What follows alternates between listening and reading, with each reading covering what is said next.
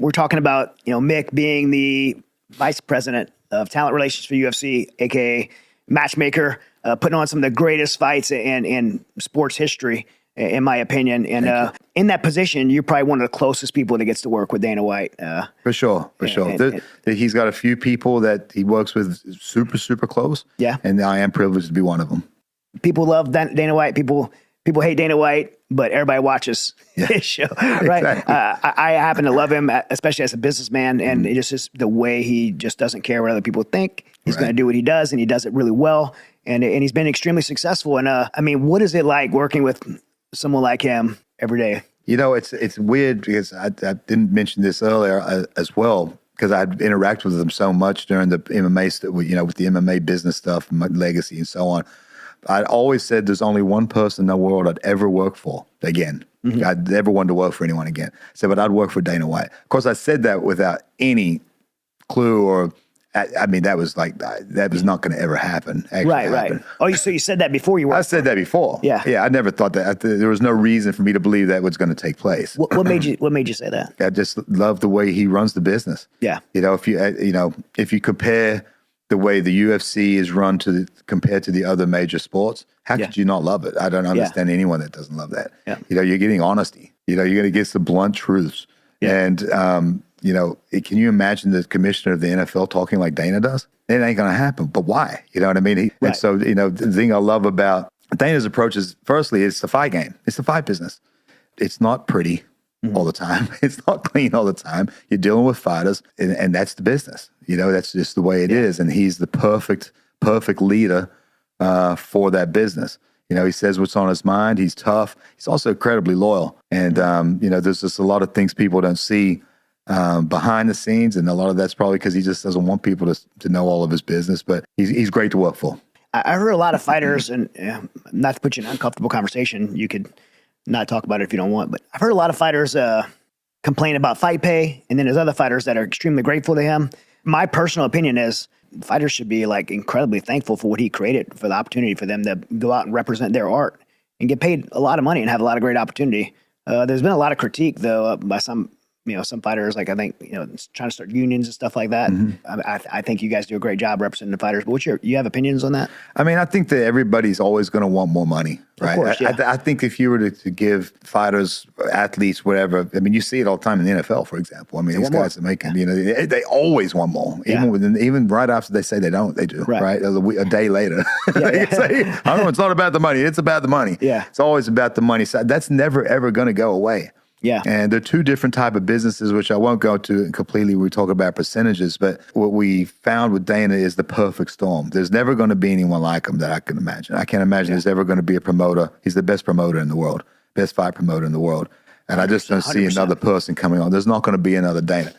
As he would tell you, if he was sitting here, he'd say, the UFC is going to survive when I die. It's going to survive when Mick dies. It's going to survive when the UFC is going to go on forever. And I agree with him. It is such a powerful sports entity that I believe he's absolutely correct. That said, there'll never be another Dana. Yeah, it's going to survive because of what he built. Exactly. And it had to be built. And had he not been involved in the business, then nobody would be getting paid anything. Yeah. So there's nothing wrong with wanting more money. I get it. But he's definitely provided a platform for people, and in different ways, too. He's provided a platform for people to make a ton of money fighting. I would venture to say the athletes have never been paid more than they are currently. Sure. MMA athletes. Mm-hmm. But then there's other things. Paige Van Zandt, fight record wasn't necessarily the greatest in the world. She fought professionally. She was fun. But I'm just saying that she was never a champion. Mm-hmm. But she's making millions.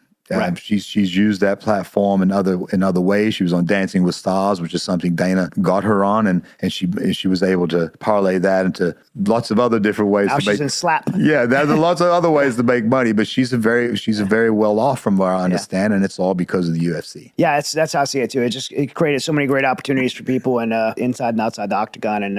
And by the way, like the UFC, you guys do pay more than anyone else, right? Hands down. So I can't see the argument. And I do see that there'll be some organizations, of course, as they're newer, they're going to pay certain individuals, of course, more because they're trying to build. But from across the board, if you look at it, we have about 650 athletes, 42 events a year, That doesn't include contenders, which is another 10. That doesn't include Road to the UFC, which is another ever how many. It's a tournament format, so I can't remember off the top of my head. But, we do a lot of fights. There's a lot of opportunity for people to make money. And really, that's what it's about. It's one thing to say you're a home builder, but you only build one house a year. Right? Okay, yeah, you are. Yeah. You know what I mean? But when you rather build, 50 houses a year, you have to have that opportunity to make money because you are also a contractor. Right. You know what I mean? So you have to have work, and we provide that work. One of the things that personally, I've been super impressed with Dana White is his relationship with President Trump. Right. Primarily, even if I didn't support President Trump, it's just the fact that most companies right now are scared of politics, and they've turned to wokeism, or they just won't touch it because they're so scared. But Dana just doesn't care. No. And this is election year 2024, and so many companies, like I said, have gone woke, or they don't want to speak up. But the UFC is not. I mean, Dana White just spoke at the RNC, the Republican National Convention. Yep.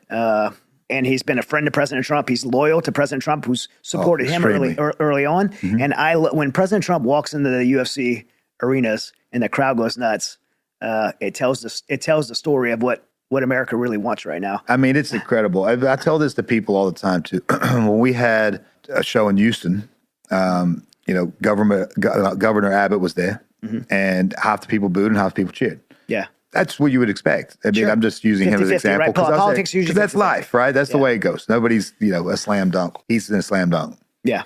He was a slam dunk. In New Jersey, right? I mean, honestly. In liberal areas. He goes in California. Absolute slam dunk. Yeah. I mean, maybe this matters of booze, but if you can't hear them, you can't hear them because everybody's cheering so loudly. And it's an incredible spectacle. And it never, ever gets old.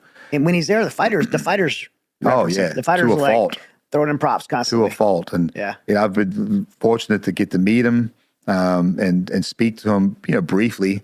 That's, obviously pretty cool. Yeah. And then you get to see, I guess, a side of him that, most people don't get the opportunity to see. And it's kind of cool. And maybe they're all, I don't know. I haven't met any other president, but I know that I've met him, and he just was like one of the boys.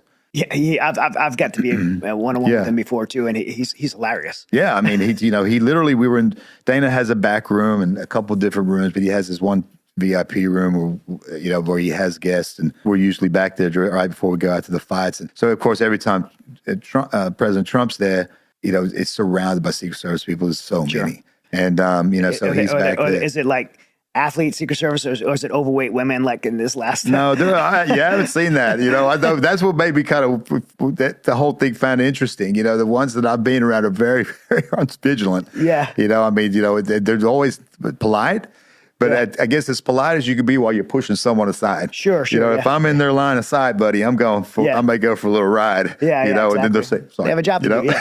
You know what I mean? But I still went for that ride. And that's cool. You know what I mean? Yeah. There's nothing wrong with that. And they're absolutely everywhere. But one of my good memories is when that was the case. And there's so many people in there. And then we have a little group of buddies, that will watch the fights before we go out. And some of Dana's crew and so forth, that we all know each other. And we'll sit over there and shoot, talk. And he left all of the crew, which, like I said, is a ton of people, and came to sat with us, and just was one of the boys, and talking about the fights and asking questions, and it was just a really cool memory. Nobody came with him. He didn't bring anyone with him. He just came over, and it could have been you, it could have been anybody, and just walked on up. But it was President Trump, so it was pretty gnarly. Hey guys, 10 years ago, I had found myself in a position to where investing in Mighty Oaks and all the different things I'm involved in, I had found myself not prepared for retirement. And I went to my friend Ryan Wheelis at Allied Wealth. I'm so happy with the results for me that I asked him to partner with this show, and he is a partner of this show now. So if you're like me and you need someone to help you with your retirement, with your investments, with just your overall wealth management, go to alliedwealth.com and meet Ryan and his team to get you set up.